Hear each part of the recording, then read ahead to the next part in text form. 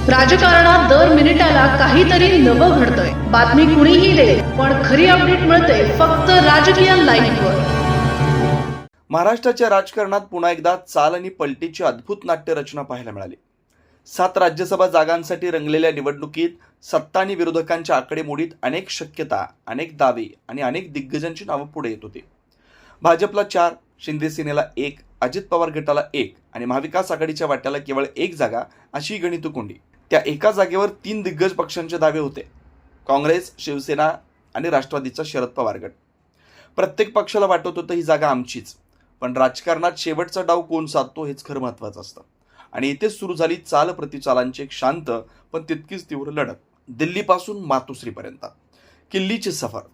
या सगळ्या घडामोडींच्या केंद्रस्थानी होते राष्ट्रवादीचे ज्येष्ठ नेते जयंत पाटील। पहिला दिल्ली दौरा, काँग्रेसच्या वरिष्ठ नेत्यांची खलबतं आणि मग निर्णायक क्षण। सुप्रिया सुळे यांना सोबत घेत थेट मातोश्रीवर उद्धव ठाकरे यांची भेट। ही केवळ औपचारिक भेट नव्हती, ती होती महाविकास आघाडीच्या भवितव्याची किल्ली फिरवणारी भेट।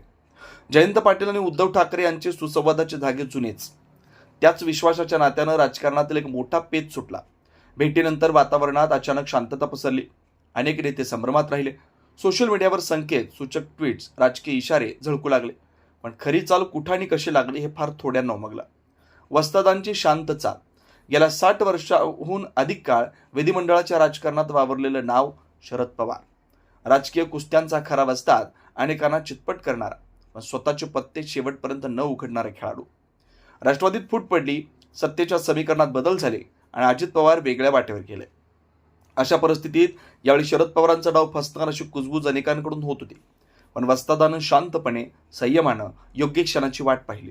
काँग्रेस आणि शिवसेनेतूनही अनेक इच्छुक होते, मात्र एकमताचा सूर लागेना आणि राजकारणात जिथे एकमत होत नाही तिथेच एखादा अनुभवी खेळाडू संधी शोधतो। मंगळवारी राष्ट्रवादीने आपलं पत्ते उघडले आणि बुधवारी महाविकास आघाडीला अखेर शरद पवार यांचं नाव जाहीर करावं लागलं। हा केवळ उमेदवारीचा निर्णय नव्हता, तो होता अनुभवावर, राजकीय कौशल्यावर आणि विश्वासाच्या समीकरणावर दिलेला शिक्कामोर्तब। पुन्हा एकदा डाव साधला। जयंत पाटील यांनी किल्ली फिरवली, मातोश्रीवर विश्वासाचं दार उघडलं आणि वस्तादांनी पुन्हा एकदा आपला डाव साधला। महाराष्ट्राच्या राजकारणात हा प्रसंग केवळ राज्यसभेच्या एका जागेपुरता मर्यादित नाही, तो आहे एका अनुभवी नेतृत्वाच्या टिकून राहण्याच्या क्षमतेचा पुरावा।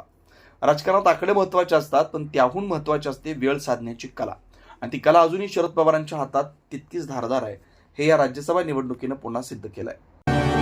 राजकीय घडामोडींचा सर्वात वेगवान अपडेट फक्त इथेच राजकीय लाईव्हवर। आमच्या YouTube चॅनलला लाईक, शेअर, सबस्क्राईब करा आणि रहा राजकारणाच्या रणभूमीवरील थेट नजरेत।